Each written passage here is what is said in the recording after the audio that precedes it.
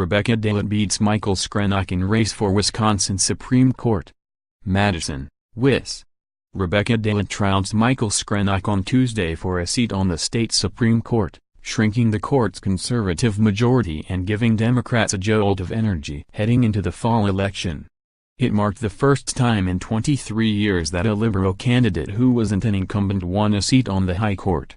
"I attribute it to Wisconsin voters standing up to special interests," said Dallet, a Milwaukee County Circuit Court judge. "I think they're ready to have fair and independent courts.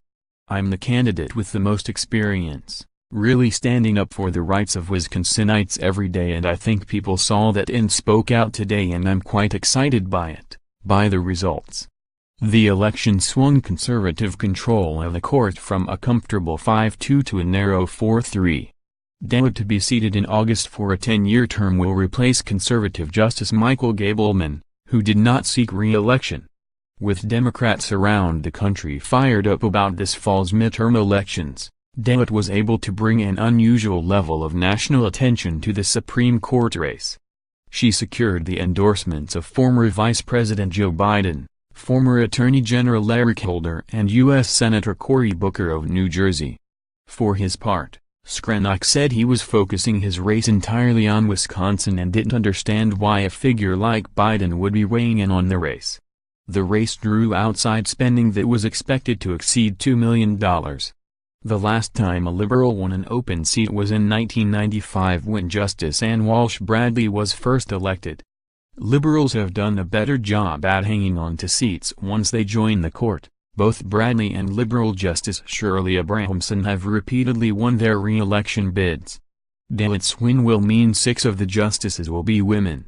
Only one other state, Washington, has that many women on its high court, but in percentage terms, Wisconsin will have the highest representation by women because Wisconsin's court has a total of 7 seats while Washington's has 9, according to the University of Minnesota's Smart Politics. Now, Wisconsin is tied with Oregon for the highest percentage of women on its court.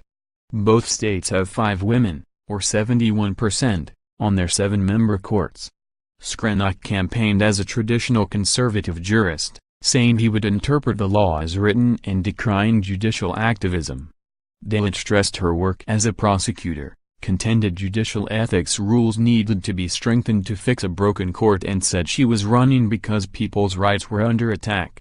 Past Supreme Court elections typically have been low-turnout events, with less than 20% of eligible voters showing up at the polls, according to data from the State Elections Commission. This year, rain and snow hit Wisconsin, but it did not appear to deter voters, at least not in the southern part of the state. Democrats have been banking on an energized base to help them win an open seat on a court that conservatives have reliably claimed in recent years. Republicans have said they believed they could rely on their time-tested methods of making sure they got conservatives to the polls to win the seat. Dallet, 48, worked for 11 years as a prosecutor. After a brief stint as Milwaukee County's chief court commissioner, she was elected as a judge in 2008 and re-elected in 2014.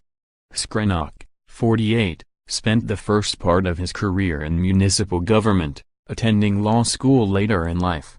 As an attorney at Michael Best and Friedrich, he represented farms and businesses in environmental cases and did legal work for Republican Governor Scott Walker and GOP lawmakers.